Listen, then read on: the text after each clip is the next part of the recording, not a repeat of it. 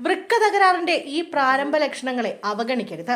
അതിസങ്കീർണമായ നിരവധി ധർമ്മങ്ങൾ ശരീരത്തിൽ നിർവഹിക്കുന്ന ആന്തര അവയവമാണ് വൃക്കകൾ.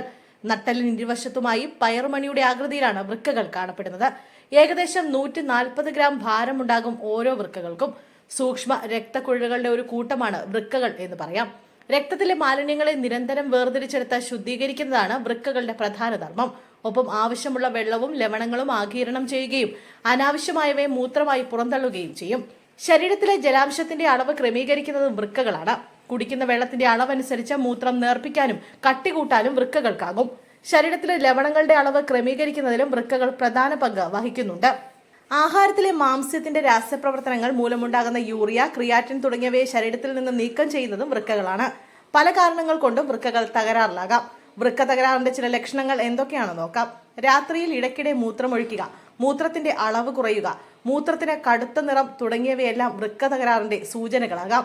വൃക്കകളുടെ പ്രവർത്തനം മന്ദഗതിയിലാകുന്നതിലൂടെ ചിലപ്പോൾ കാലിൽ നീര്, കൈകളിലും കണ്ണിന് താഴെയും മുഖത്തുമൊക്കെ നീര് വരാനും സാധ്യതയുണ്ട്. വൃക്കകൾ തകരാറിലാകുന്നതോടെ ശരീരത്തിലെ മാലിന്യങ്ങളും ലവണങ്ങളും രക്തത്തിലടിയുന്നു. ഇത് കാരണം വരണ്ട ചർമ്മം ചൊറിയുക എന്നിവ ഉണ്ടാകാം. ക്ഷീണവും തളർച്ചയും പല കാരണങ്ങൾ കൊണ്ടും ഉണ്ടാകാം. എന്നാൽ വൃക്കയുമായി ബന്ധപ്പെട്ട പ്രശ്നങ്ങൾക്കും ക്ഷീണം, തളർച്ച എന്നിവ ഉണ്ടാകാം. ചില സന്ദർഭങ്ങളിൽ ശ്വാസതടസ്സം വൃക്ക തകരാറുമായി ബന്ധപ്പെട്ടിരിക്കാം.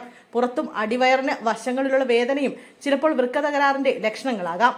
മേൽപ്പറഞ്ഞ ലക്ഷണങ്ങൾ കാണുന്ന പക്ഷം സ്വയം രോഗനിർണയത്തിന് ശ്രമിക്കാതെ നിർബന്ധമായും ഡോക്ടറെ കൺസൾട്ട് ചെയ്യുക. ഇതിനുശേഷം മാത്രം രോഗം സ്ഥിരീകരിക്കുക.